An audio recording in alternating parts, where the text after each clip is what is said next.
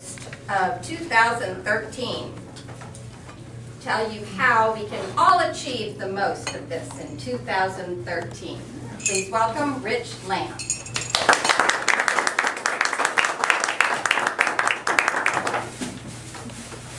Thank you, fellow Toastmasters. Let's make 2013 the year we became amazing. Woo!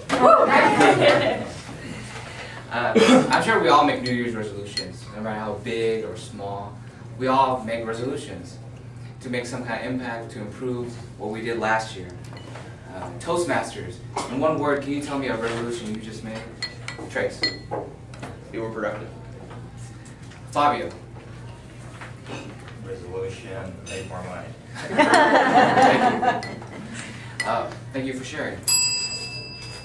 Regardless of the resolution we make, sometimes we have difficulty accomplishing that resolution. I am guilty of that myself.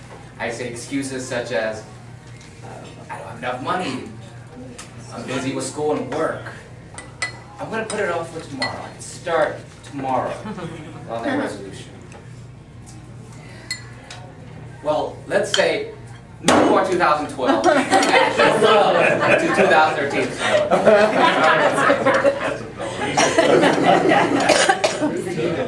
In my speech, I'm going to tell you how we can achieve our resolutions for this year, as well as my own resolutions I made for 2013. So the first resolution I made is to learn Spanish, enough Spanish that I can use conversationally at work.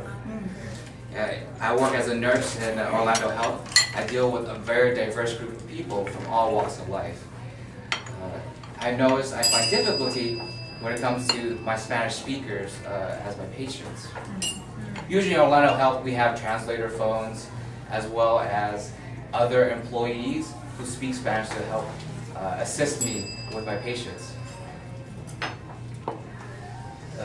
This could be very beneficial at times, but however, we can't rely on it all the time. Usually a patient doesn't want to use the phone, or there's no employee around to help translate. And it can be very difficult when you want to try to advocate for your patients, to teach, to have that communication barrier around you.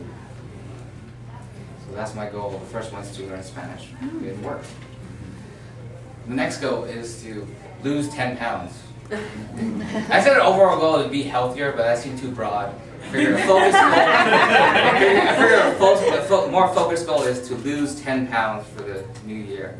I figured that could really encompass everything from being better, working out, and having a clear goal of losing 10 pounds. Just to overall look better, have that more energy throughout my life to do more, and just be more active. The last goal I made for 2013 is to travel more. Travel. So I'm at the point in my life where I'm single, I have kids, perfect opportunity just to travel, especially now when I'm young. And do you have that feeling when you have that vacation kind of mindset? Like you're anticipating for that vacation? I know I do. That night before when you're about to get on the airplane, or you're going to hit the road the next day, I can't really sleep at all. I'm just overwhelmed with overwhelming joy and anxiety of the anticipated trip the next day. And also, the journey of the trip is even more exciting too, because you don't know what to expect. You don't know what kind of bumps in the road you might see. When you get to that destination, it's even more exciting because you want to try to pack everything you can in that short amount of time. If you want to go to New York, you want to see everything in New York, because you only have a limited amount of time. I want to travel more. So how can we achieve these goals for the new year when it's hard to accomplish sometimes? I'll tell you.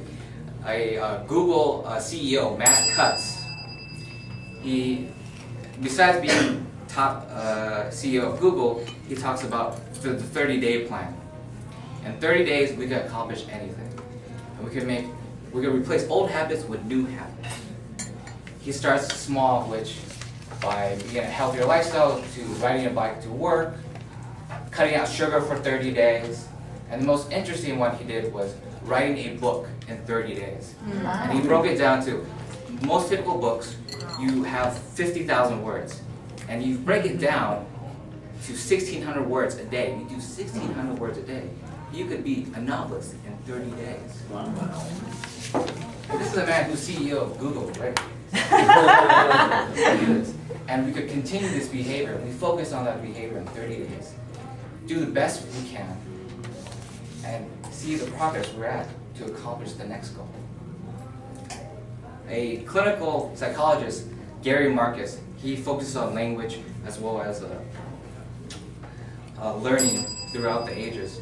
He stresses about we could learn anything regardless of our age. He talks about how infants learn the most of language as well as new skills in their early infancy age. But he stresses that we can all learn, regardless if we're 20 to 60, any new skill at all. He talks about chess players becoming chess masters, but after 10,000 hours of practicing chess. We don't need 10,000 hours to learn a new skill, but we just need to be intelligent in how we approach the skill and have that consistent behavior towards it. A funny thing he actually mentions was how he learned how to ride a unicycle and play the guitar at the same time. Wow. So he has this video of him in the park, and he goes to this unicycle, going around and playing the guitar, this unicycle.